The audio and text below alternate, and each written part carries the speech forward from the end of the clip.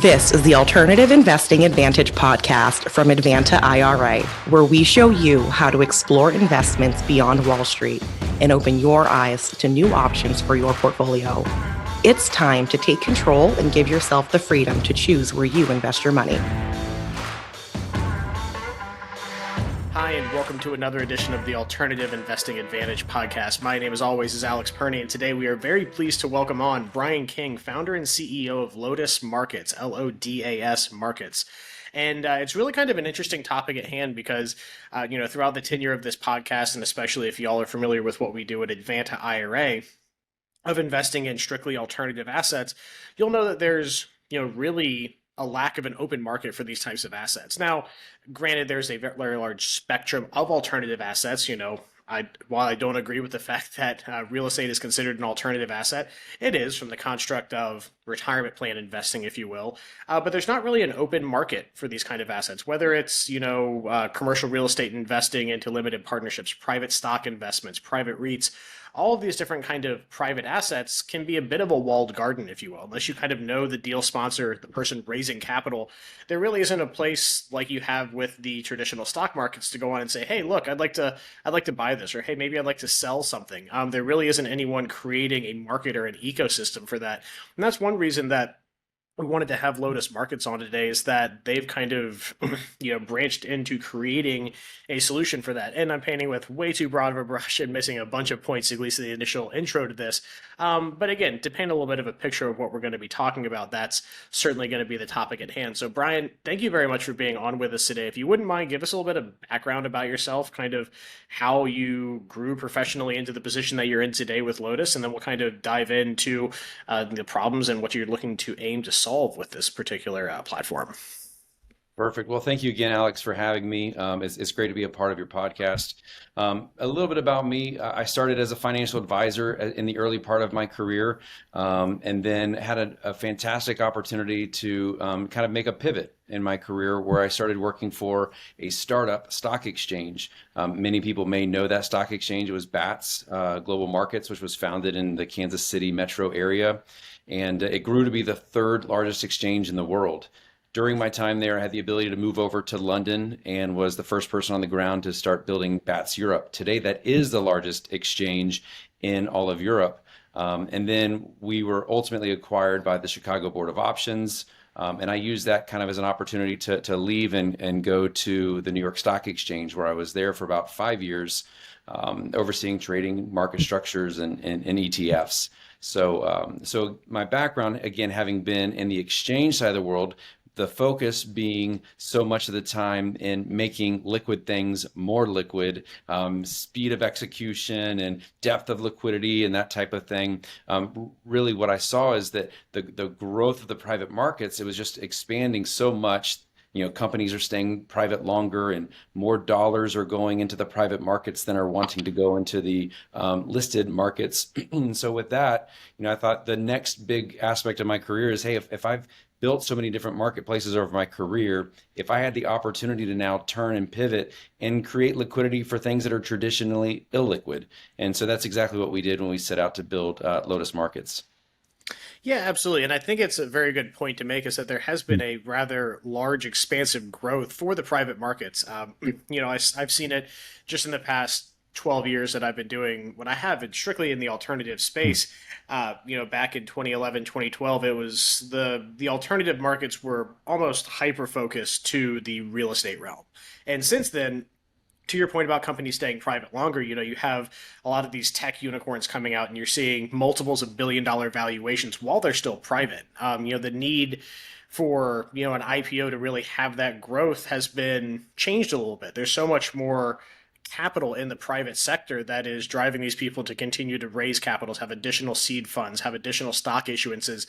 On the private side of things, it's creating a problem in the market space. There really isn't, again, to that walled garden, kind of, unless you knew the person issuing it or saying, hey, like, how do I get into this stuff? There isn't a market out there for it. So let's kind of get into the beginning stages of when you developed this marketplace? What were kind of the core asset types? Was it, and again, this is, private stock and private equity based, but what were kind of some of the markets? Was it strictly just based on the non-publicly traded REITs? Was it private stock issuances? What were kind of the cores that you focused on when you initially got started?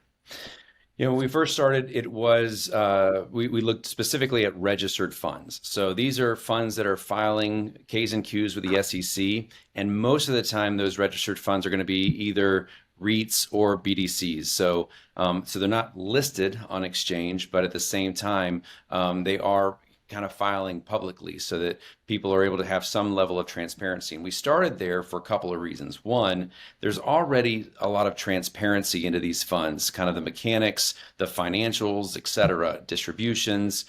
So there's a lot of, because of the fact that they're filing with the SEC, there's a lot of that is made publicly available. Secondly, a lot of these funds are very, very large. And so the average fund on our marketplace that fits into those buckets is somewhere between $1 to $5 billion. And the vast majority of those assets were raised by retail investors. So they could be affluent, they could be super affluent, but they're still typically raised by individual investors.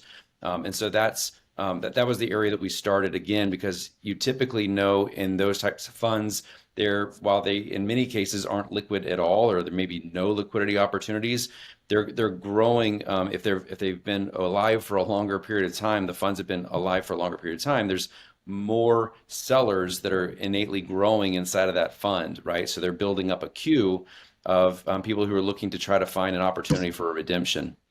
Certainly. Now, just so my audience can understand, can you define what a BDC is?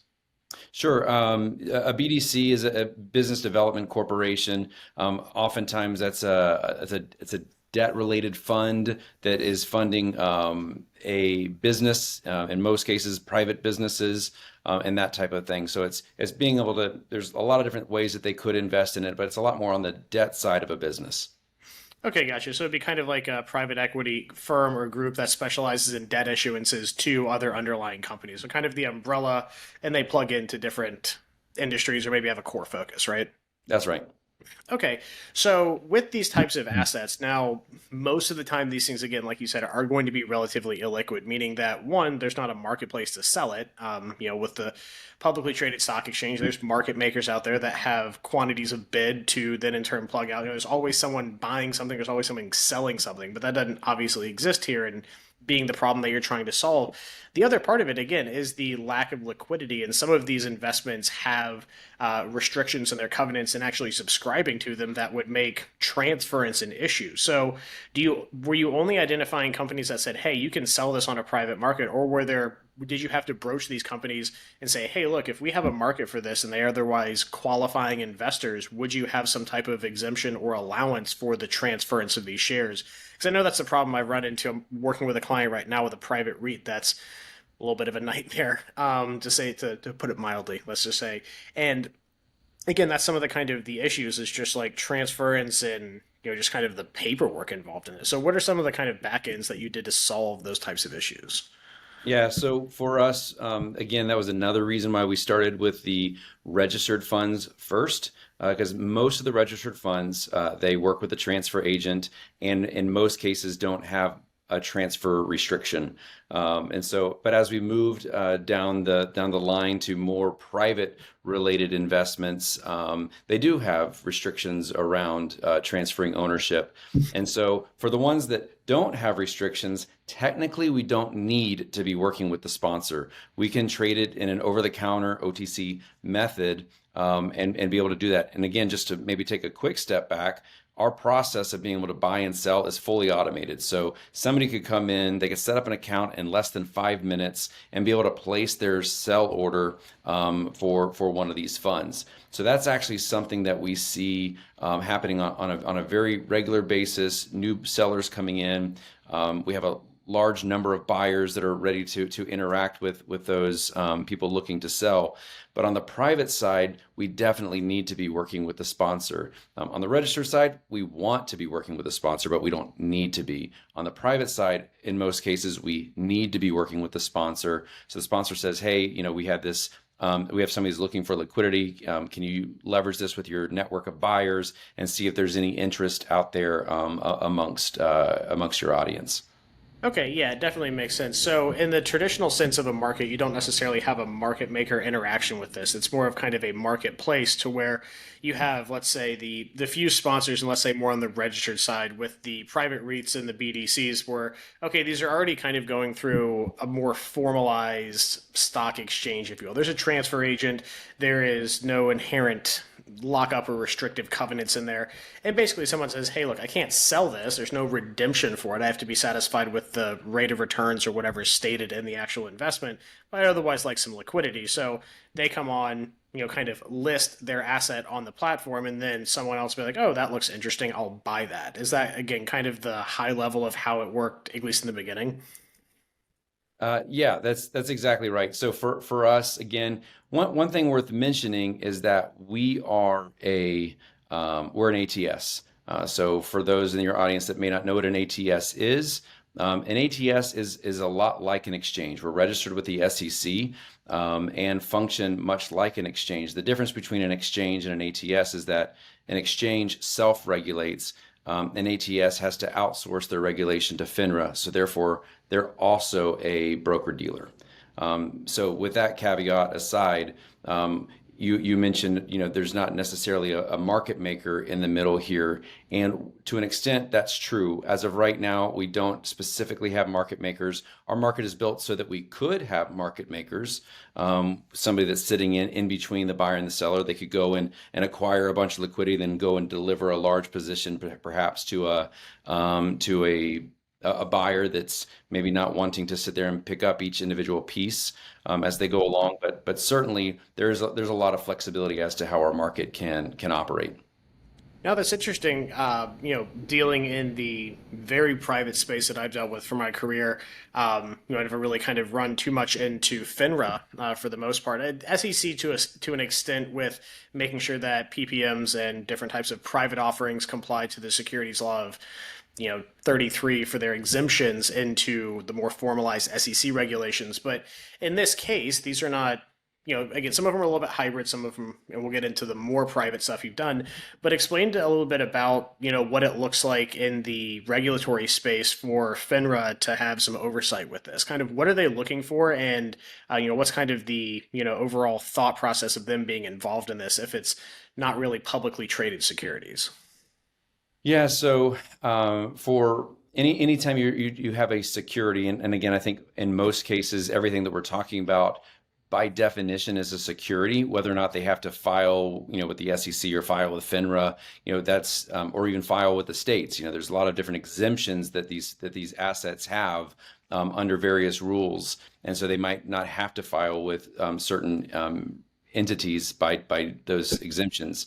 But for us, because we are transacting in a security, as an ATS transacting in that security, they just need to make sure that we're doing proper disclosures, we're doing proper feedback as far as what's happening from an execution perspective, that we're doing our due diligence on who the buyers are, who the sellers are, that we're clearing and settling it in the right way, et cetera. So there's that level of oversight to make sure that we're not operating outside of our bounds, and that at the end of the day, the SEC's biggest objective is protecting the investors.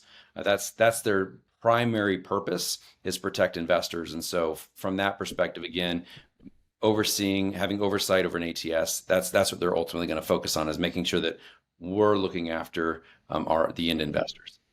Yeah, and I think that's good for people to understand kind of the regulatory atmosphere and ecosystem that you work in. But the interesting thing for the private side of things is there's such a big spectrum. Some of the stuff that we deal in has really no oversight from almost anyone. Think about a client wanting to issue private debt to different individuals through a retirement plan. Besides the client's interest in doing so, there's no one telling them they can't do that.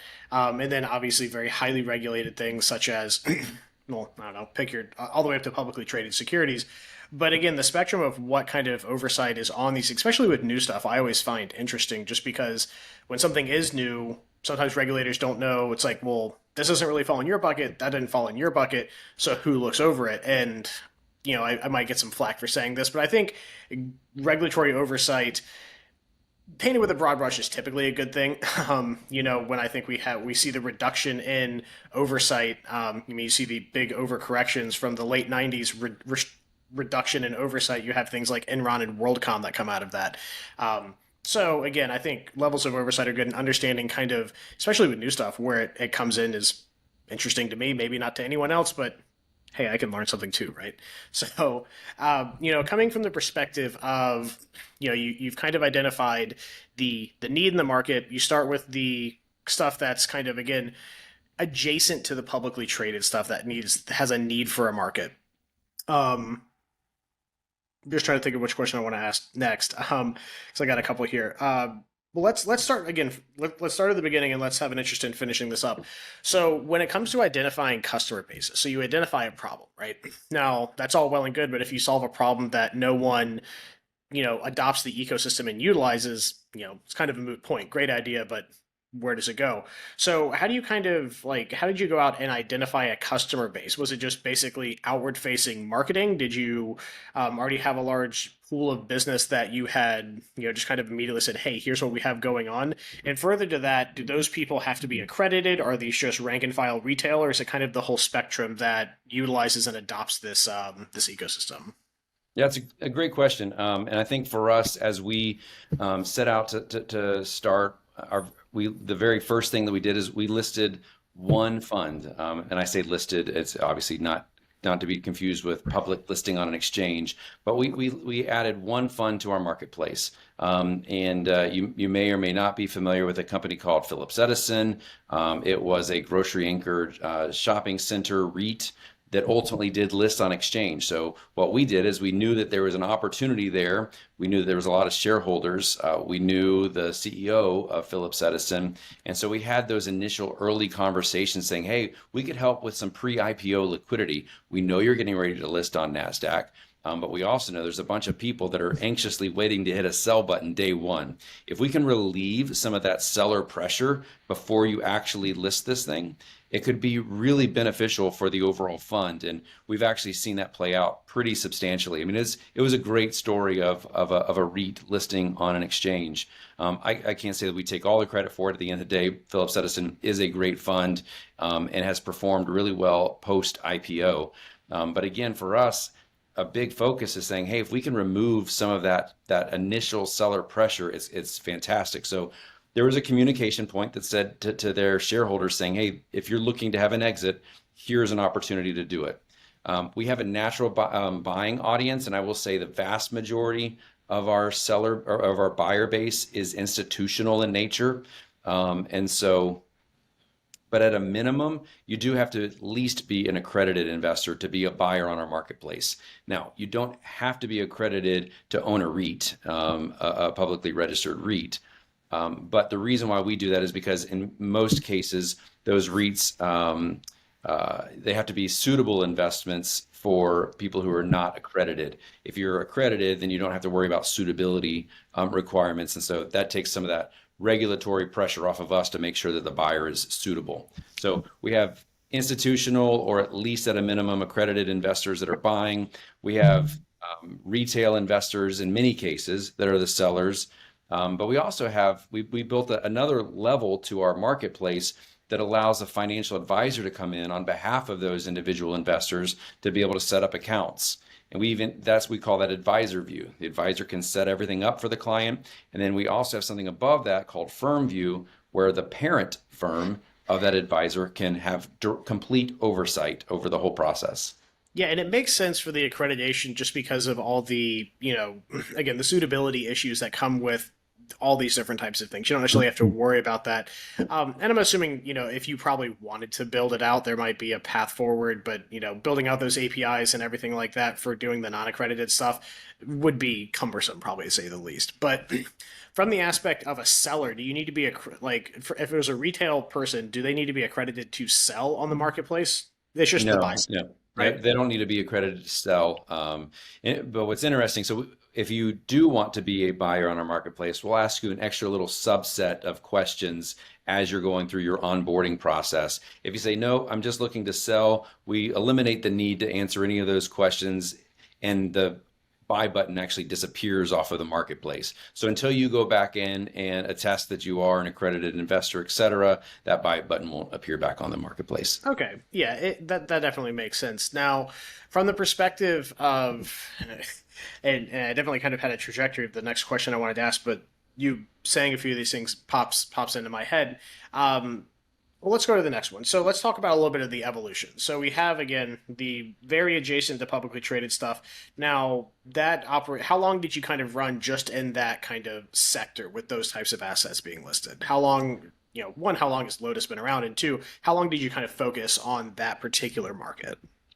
Yeah, so I'll take a quick step back just to give a little bit of the evolution of our history. So we're still a very young company. In 2021, we started building the technology. At the same time, in parallel, we were going through our regulatory process. The regulatory process to become the broker-dealer ATS, and we also happen to be a transfer agent. Maybe we can get into the reasoning why we're a transfer agent in a second. But we went through those regulatory processes in 21. We officially launched in December of 21 with that first fund that I mentioned of Phillips Edison.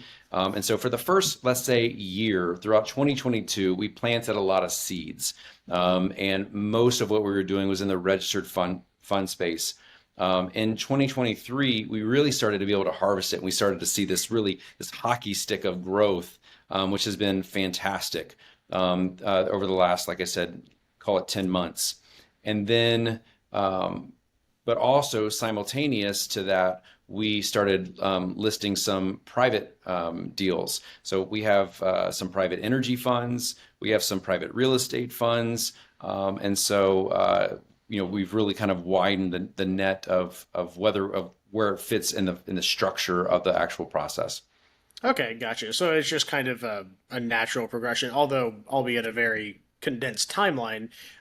Some of these things that you're saying, I would imagine, would just as easily happen quickly as well as, something that takes years and years to kind of mature. But it's interesting to see how this is kind of, ramped up in that fashion because, I don't really know much about the marketplace for these things. Well, one, there's not much of one, and two, it's just kind of hard for me at least to wrap my head around the concept of it a bit because I've dealt with this stuff for a decade plus, and it's always very restrictive on everything. I've seen people hold, private equities for 5, 10, there's been, I think there's a few clients of ours that we got, back about 20 years ago that still hold the same private equities in their retirement plans, which is great. I mean, obviously they're happy enough to still have it and the companies still exist, which is also great.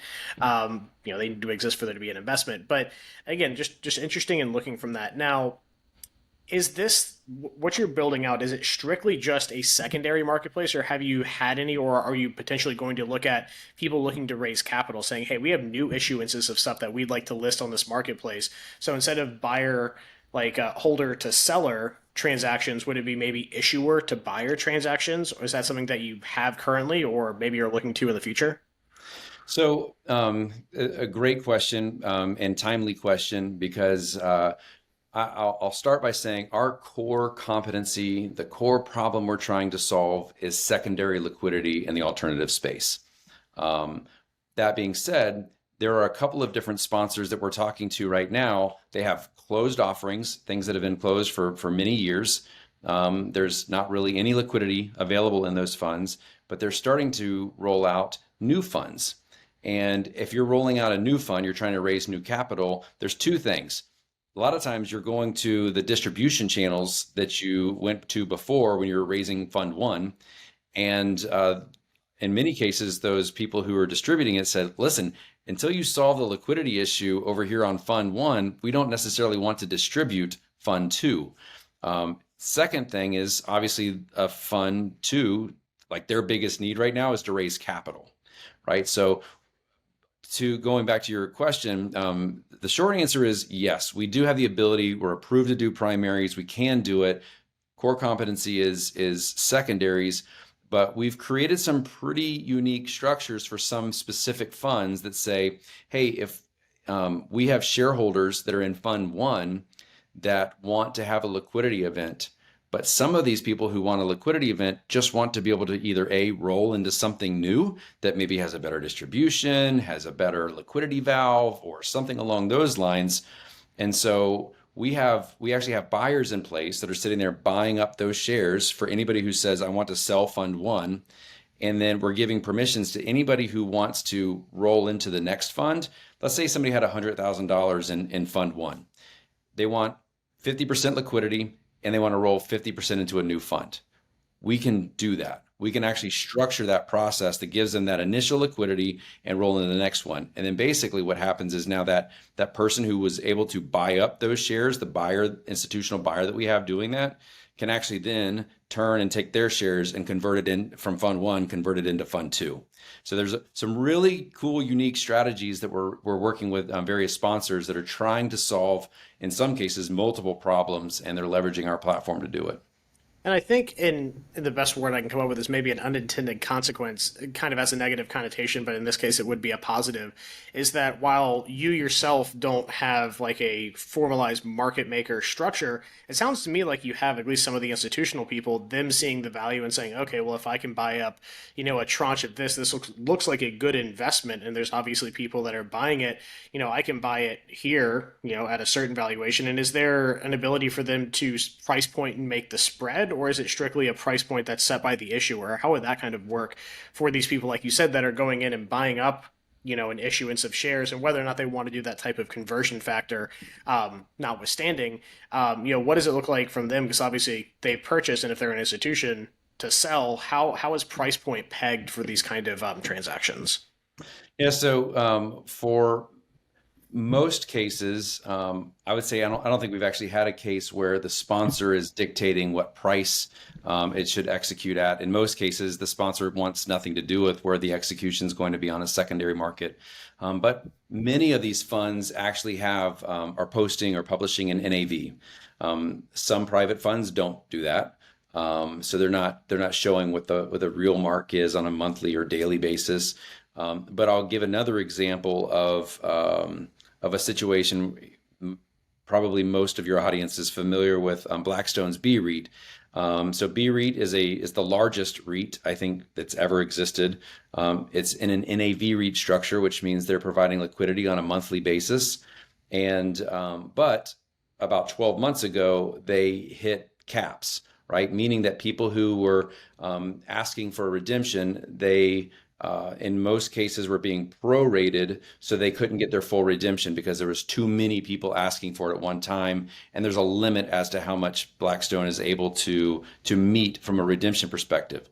So we looked at that as an opportunity to say, hey, we could list BREIT on our marketplace.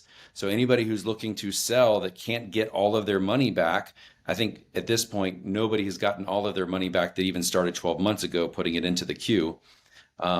But they would have the ability to say, listen, I need my money now. They could actually sell it on our marketplace. There is a little bit of a spread. Right now, it's trading at around a 4 to 5% discount on our marketplace. So you're going to give up a little bit in spread. But some of these buyers that are sitting out there are saying, listen, I have a different time horizon than these people that are looking to sell now. I have an interest in holding this for a year or 5 years. But to your point of being able to kind of maybe create an ARB, they can arb that spread, because once that redemption queue has cleaned out, they could actually put it for sale into Blackstone's redemption queue and be able to get full NAV price. So there are buyers that are stepping in there, they're seeing the opportunity, and to an extent, again, functioning similar to a market maker, but certainly not qualified as a specific market maker as one would think of in the equities world. Yeah, and that's really interesting. I mean, granted, the velocity of this stuff doesn't really allow for like price trading and arbitrage, but from the point of saying, hey, you have, let's say, an undervalued or depressed value, and when it comes to this particular REIT, one, few things are a little bit alarming, but two, yes, I mean, it's not going to go anywhere appreciably. It's going to exist. It's a REIT. You can have its problems. It can be a little rocky, but it owns real estate. It's not like an intellectual IP. There is, shopping centers, houses. There is stuff underneath of it that is there, which is one of the beauties of real estate. It exists. It's tangible. I can touch it. But from that point, it again kind of creates new opportunities and markets within this that maybe, obviously you didn't ever really kind of see coming. One, I don't think we ever thought that this REIT would have a freeze on redemptions or anything like that. I remember reading that in Bloomberg, and I was like, oh, well, that's interesting. Normally, when their company pops up, it's maybe not the greatest headlines, but normally it's not like a redemption freeze on a REIT that they're managing. So that was again an interesting read. But I think that kind of opens up another question on what are some other interesting things that maybe you didn't kind of see as happening in the beginning of this. And I think that's a really good, good one on saying, hey, we have a redemption queue that's being prorated right now. So people need a liquidity event. Granted, they're going to be taking a little bit of a discount on what they're selling, but certainly there's some institutions or back end that's buying that. And the thought is that once this stabilizes, then they'll be able to redeem at face value, and maybe the spread is only 4 to 5%, but if they're looking for something very stable, it's not the worst return in the world. So what are some other things that have kind of cropped up or that you're seeing currently, or things that you kind of think are going to happen by the nature of where things are kind of pointed with the trading activity that's happening on the platform? Yeah, so I think probably the biggest, and maybe I would say even best surprise that I've had so far is that initially when we set this up, my thought was that the buyers were exclusively going to be institutional in nature. Like I thought that was the way that you solve the problem, is having institutions. In some cases, institutions want institutional size discounts, and so you start to see wider spreads. But what has really evolved that I've been really excited about has been take the BREIT story one step further, is that we have some financial advisors that are out there and they're on a month-to-month basis, dollar cost averaging their clients into these funds, right? So the clients are every single month putting a couple $1,000s, $10,000 into the fund. And so we have now seen a lot of financial advisors that are now the buyers on our marketplace. And they're like, listen, I was going to buy this thing at NAV. If I could buy this at a 3% discount or a 5% discount, I'm a hero to my clients. We're already buying it. And then we also, similarly, we have some funds that have performed really well. There's a fund, an energy fund that we work with, a renewable energy fund called Greenbacker. It has performed incredibly well. A lot of financial advisors have poured a lot of their clients' money into this fund, and then they look at it and say, wait a second, there's opportunities for me to buy more. This isn't raising any more capital. My clients, if they had the ability to kind of rewind the clock and buy more, they would have done it 100%.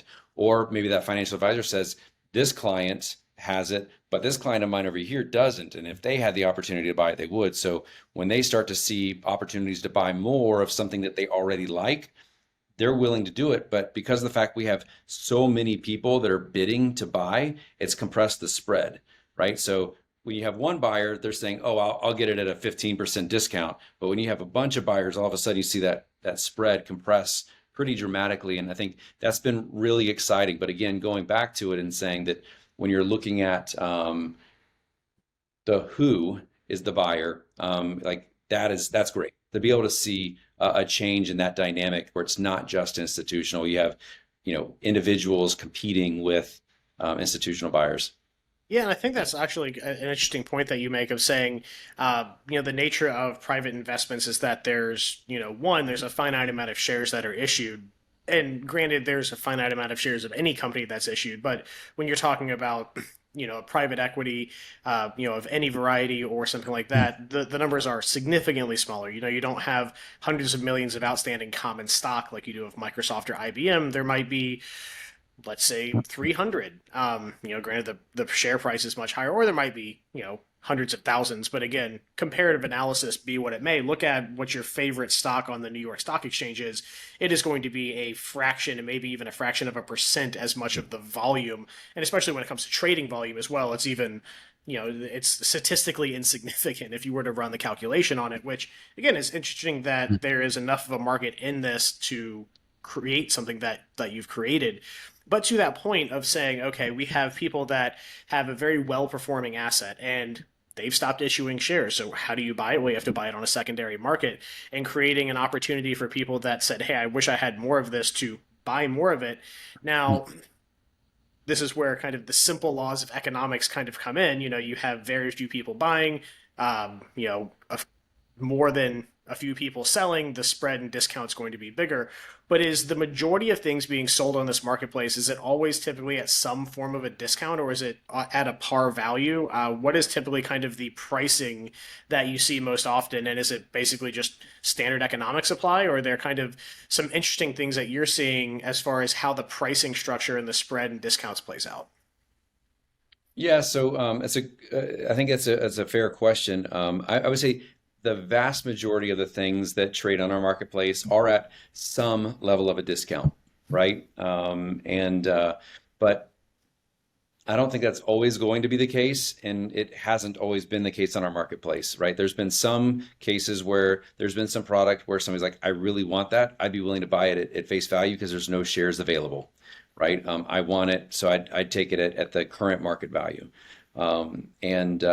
But again, I think in most cases, to the point of what you were mentioning earlier, is that there just aren't as many shares issued. So that means your audience of interested buyers is typically going to be smaller. But I will say one quick caveat, though, is that when you look at the real estate market generally, and this will kind of go further the point of why we started with real estate related securities. We're not just real estate, but most, I'd say 80% of what transacts on our marketplace today is real estate related. And it's because that when you look at the markets today, typically people invest in what they know. So they'll buy stocks and bonds, they'll have a stock and bond portfolio. But if they had an interest, like they had a real specific knowledge of art, they're buying art. But you typically don't find somebody who doesn't know art that invests in art. So everybody invests in what they know and real estate, right?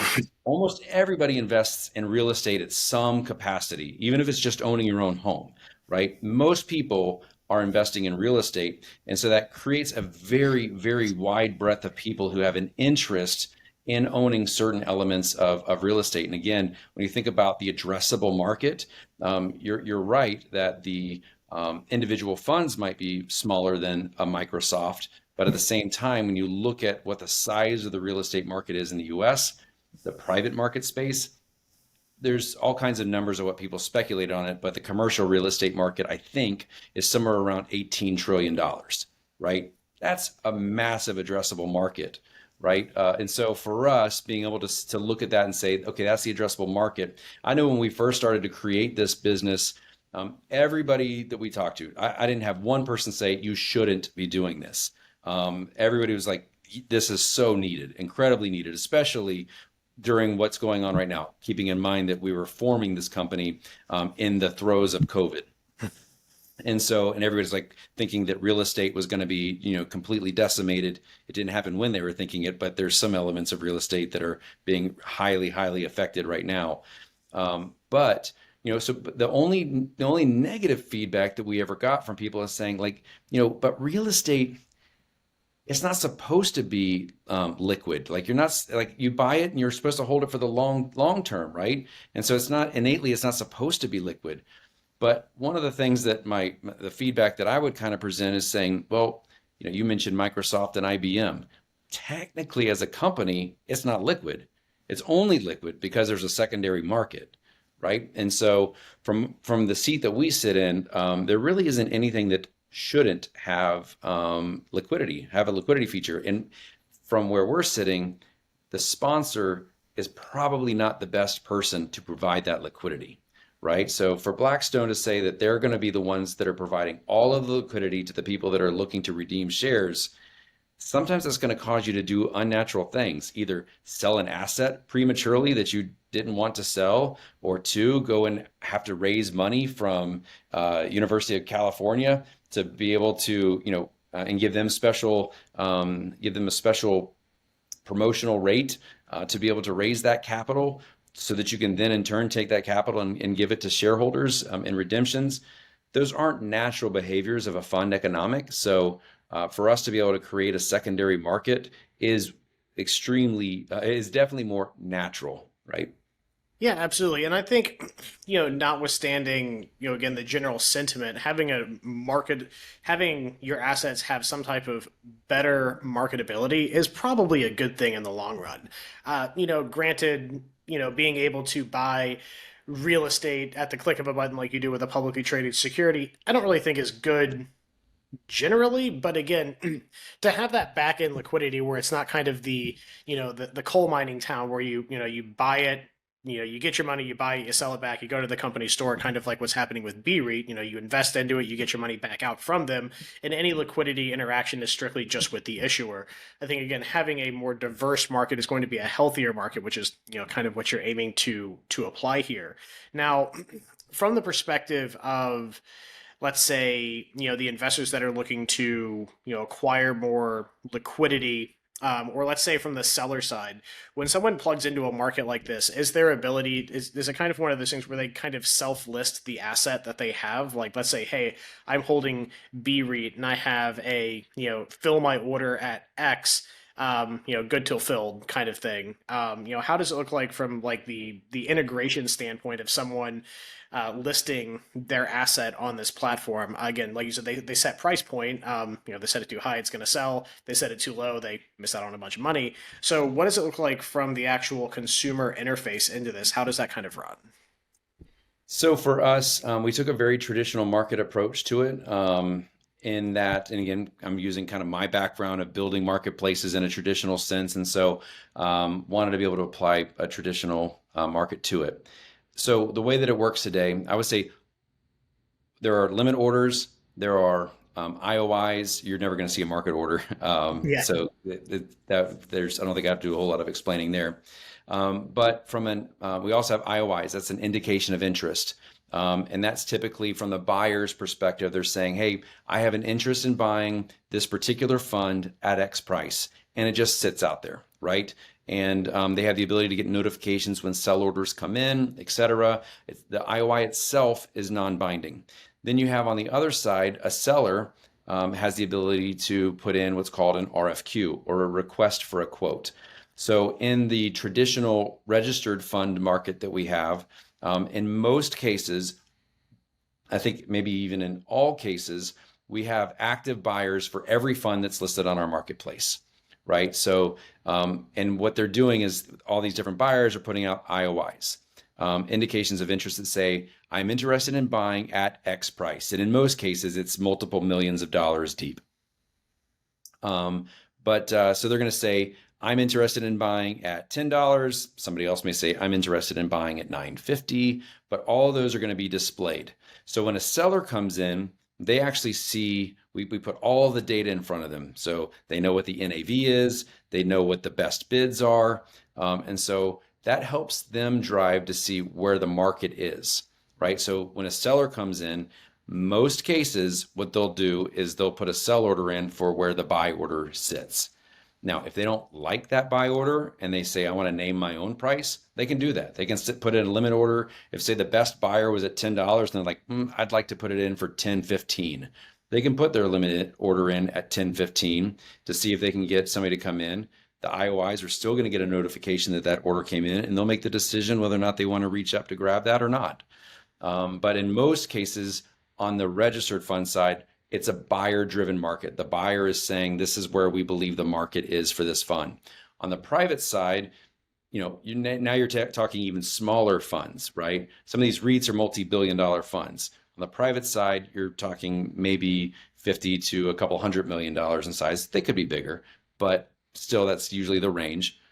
So you don't necessarily always have a buyer that's sitting out there with an IOI waiting for a seller order to come in. But instead, that's where we have a seller has the ability to put an RFQ in so that it can send out a notification to the buyer network to say, hey, look to see if you want to be able to evaluate a price for this. And the seller could say what they're looking to get. But then it's a way of being able to communicate in a autonomous, like in a anonymous way to each other to say, hey, we're trying to find the market, find the price. Okay, cool. And so again, there can be like the request for like basically putting us like, hey, here's what I'd like to probably, here's how much my order is going to be.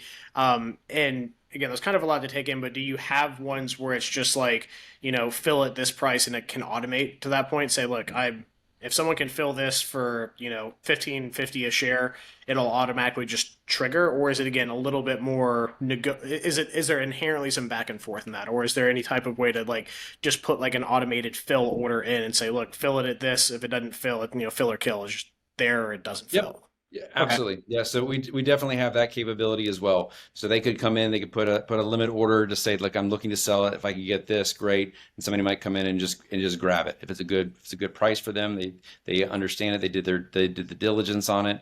Then absolutely. So I should also say on the private side, we do have like a data room. So if there's information that's private, again, in many cases, the sponsor, because it's private, they don't want the information of their fund being broadcast everywhere. So it's behind a firewall, and in a data room, so that the buyers can be able to go in and look at it, diligence it. But the only people who are going to get access to that data room is somebody who's already been pre-approved by the sponsor to look at it. Okay. Yeah, and that makes sense. That was kind of my next question is that, sponsors in any form or fashion typically get pretty guarded about their PPMs, prospectuses, and all the back end secret sauce that goes into them. Right. I've been very lucky in my career to get to read hundreds of them, which most of my colleagues are like, one comes across their desk to process and they're like, another 80 pages. I'm like, that's cool stuff, man. Like you get like a real like in-depth market analysis that's hyper focused on exactly what they're doing. I'm like, that's just free information to, use it, look at it, apply it to your own life. It's really cool stuff. But that again, that was kind of going to be kind of the follow up to the end of this is saying, like, how does the information flow happen? Because a lot of the stuff is very sensitive information, and that certainly makes sense to that effect because someone could say, hey, like here's the redemptions, here's my the average pref being paid on these shares outstanding, but you want to know why and how that's happening. Right. You're not just going to blindly go out there. I would also add, though, quickly that, I mentioned earlier that we're also a transfer agent. And the reason why we're a transfer agent is in most cases, the sponsor doesn't want to be involved in the secondary transaction, right? They don't want to be associated with saying that this is the price that it should transact at. And so in the financial world, there's only two people that can update a cap table. Again, the cap table is the official list of who owns who owns that particular investment. And the only two people that can update it is the sponsor and a transfer agent. So for us, we felt it was very important to be a transfer agent so that if a fund decides they want to list with us and we can become their transfer agent, again, many of these funds are managing their cap table on an Excel spreadsheet. So a gross analogy would say we're turning that Excel spreadsheet into a Google sheet. So now it's shareable, right? So we're both looking at the same thing. The sponsor can update it if they raise more capital. We can update it if we're changing the ownership from Mr. Jones to Mrs. Smith. And so we can actually change that within our walls to be able to do that. And that way it removes the need for the actual sponsor to be involved in the process at all. So we can do that secondary transaction kind of behind the scenes. That's really awesome. I think that's definitely a good place to kind of bring this in for a landing. So if people are just interested in learning more about this, because I think we definitely gave a good scratch to the surface, but there's a lot more kind of in this column of interesting things that this really kind of applies to. So whether you're on the sponsoring deal side or whether you're an investor that has one of these kind of assets, how can they reach out and find more information regarding LODAS Markets? Yeah, so first thing, they could follow us on our social media handles, which are all listed on our website, which is lodasmarkets.com, LODASMARKETS.com. And then they could also send an email to info@lodasmarkets.com, and somebody will be able to respond to them very quickly, just to kind of give, again, whatever their answer is. Even on our website, we have the ability to fill out, a questionnaire, submit questions or whatnot. All right, great. Well, thank you very much, Brian. I really appreciate you being on with us today. As always, I hope everyone got some good information out of this. I know I certainly did. This has been the Alternative Investing Advantage podcast. My name is Alex Perny, and have a great day. Thank you for tuning in to the Alternative Investing Advantage podcast. Tune in next week for more investing tips and strategies. Want to hear more episodes of the Alternative Investing Advantage? Search podcast at advantaira.com and subscribe.